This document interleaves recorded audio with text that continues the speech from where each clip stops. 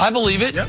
Listen, it's very rare that starting quarterbacks aren't elite athletes overall. Like, at least elite at one other sport. There are a lot of great baseball players or football players. Oh, look at the Photoshop. Do you know who that's Joe Burrow's head photoshopped on top of? Chris Broussard.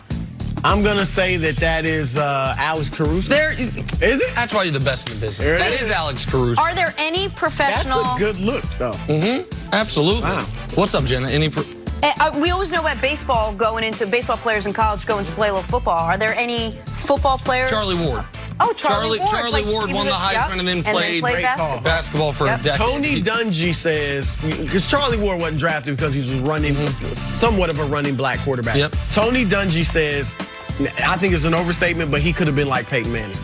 Oh, wow. Peyton Manning? Really? Oh, yes, he said that. Wow. And I think Charlie would have been really good. I don't know about Peyton Manning. Yes. Okay. All right, Tony Dungy. That's a take, man. Be motivated. Motivated what? To save Pat Shermer's job? I don't know about that. Spoil it. I don't know about that. You think that's going to save it? We'll see. To the NBA, again, the 76ers got a big win over the Bucks yesterday. Joel Embiid leading the way for Philly with 31 points and 11 rebounds. And that Philly D holding Giannis to just 18 points on 8 for 27 from the field. Nick, did the Sixers send a message here? Oh, absolutely. I mean, Sixers, obviously the best team in the East. Embiid, stick with this thing. Embiid better than Giannis. Giannis had a bad game. Embiid was. Isn't that how it works on Christmas Day? We make all our. Oh, that only works when it involves LeBron and the Lakers. My bad. So let me actually be logical for a moment.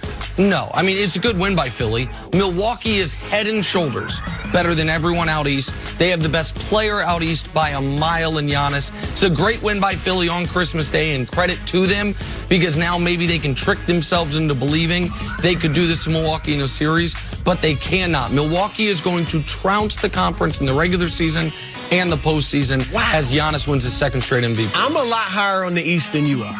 I do think Milwaukee clearly is the favorite. I did pick Philadelphia in the preseason to win the East, and I've got pick integrity, as you know. So I'm sticking with them. And the reason I picked them is because while Milwaukee has one superstar, Middleton is becoming a legitimate star. Wouldn't you? Like, he was good again yesterday. He had, 31 or something like he is really playing well. He's going to be an all-star again this year. So maybe you give him 2. Okay, but Philly has 4 all-star caliber players. Embiid was tremendous, outplayed Giannis, not just in the box score, but head-to-head. Had great defense on Giannis.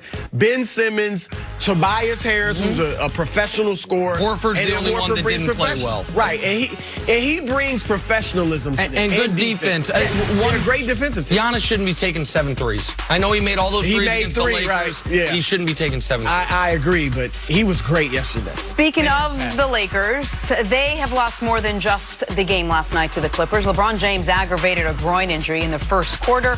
And according to reports, some in the organization are encouraging the King to take the injury seriously, meaning take some time off to fully heal. In case you forgot, LeBron also suffered a groin injury on Christmas Day last season on the other side, which sent the Lakers season into a tailspin.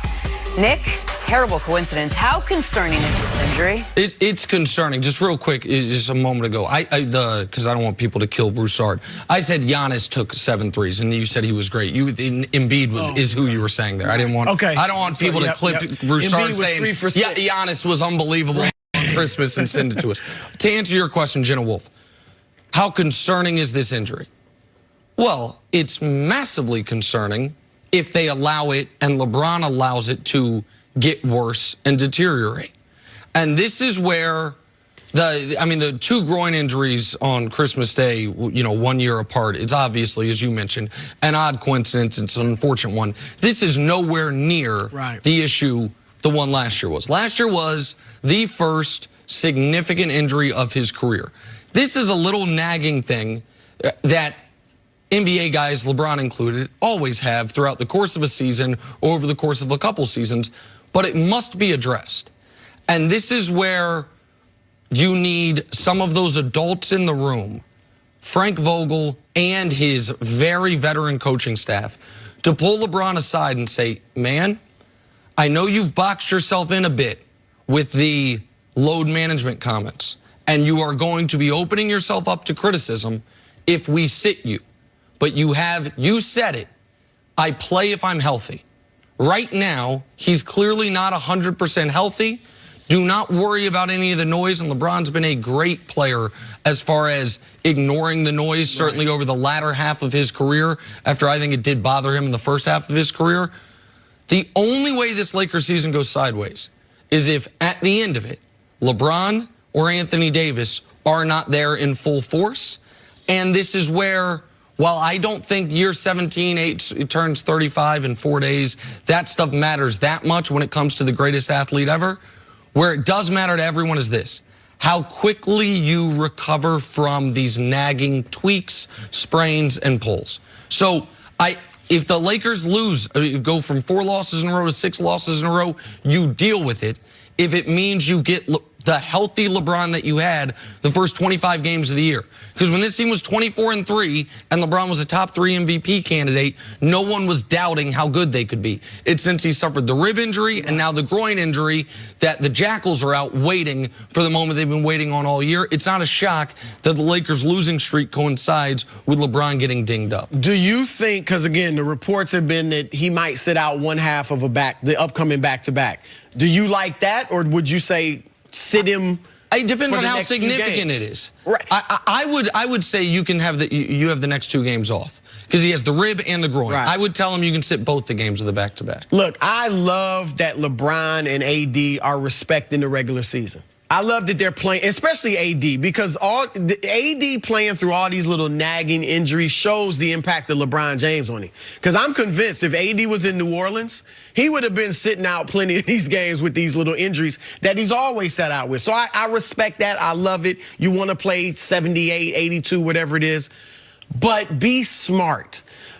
Somebody in that Lakers organization, as you said, Rob Pelinka, Frank Vogel, Lionel Hollins, Jason Kidd, heck, Maverick Carter or Rich Paul, sit down with LeBron and say, look, this season is about you winning the championship. And I don't even think he should catch flack if he sits out, say, the next 2 or 3 games from the people that's, oh, you were talking about load management. That's not load management. That is you are injured and you want to get fully healthy. But you know he will. Whether he should or not, he will, and he has to not care about it, of course. If people think it's not an injury. But here's the thing. Look, the last 3 games, LeBron's not been good. His numbers have been great, which is a testament to how good he is. But still, he has not been himself against Indiana, against Milwaukee, or against the Clippers. That LeBron James is not going to get the Lakers over the hump. If LeBron's playing like that, they won't beat the Clippers. They won't win the championship. Correct. He needs to get healthy. We saw last year, he came back what now in hindsight appears to be early. And he wasn't the same. They were losing to Memphis, Atlanta. LeBron needs to get healthy. He shouldn't need somebody to tell him, but if he does, then he's got to listen. And you saw, again, even the most ardent LeBron James doubter, if you've watched them throughout the year, he's been a different player since midway through the Indiana game, just flatly. Yep. And yesterday, took 12 threes. Missed the most threes he's ever missed in a game in his career. Was really Why? settling. Because he didn't have the burst to get to the basket. It wasn't the rib injury, it was the groin injury. And so LeBron's the only athlete I've ever seen that everyone immediately discounts no matter what the past performance is. Not from 5 years ago, but from 3 weeks ago when it was like, my God, he's the league MVP, and now it is. See, you know, he's shooting 39% from the field in the last 3 games. There's a reason. It's because he's dinged up, and I agree with you 1,000%. And there is a difference between load managing a knee condition to where you miss a quarter of the games and suffering an injury and missing a game or 2 after that. No one has argued. I haven't seen anyone, and I might have been the hardest person of anybody on the load management stuff, that guys should have to play through injuries. Nobody is arguing that. It's how much maintenance you should do to prevent injuries during the season.